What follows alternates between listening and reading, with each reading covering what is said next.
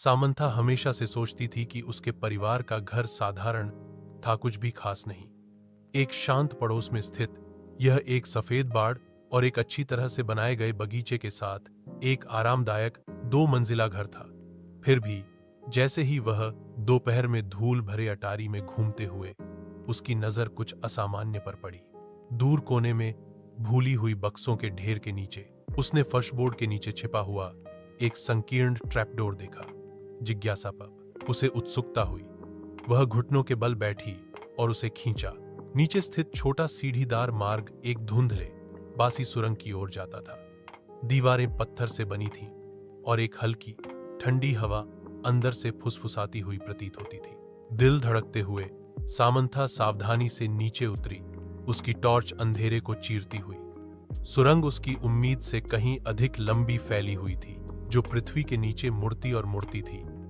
वह हिला नहीं सकी। उसे ऐसा लग रहा था कि वह अतिक्रमण कर रही है, कि कुछ उसका इंतजार कर रहा था। अनंत काल की तरह लगने के बाद सुरंग आखिरकार एक छिपे हुए कमरे में खुल गई। दीवारें पुरानी किताबों की अलमारियों से भरी थीं।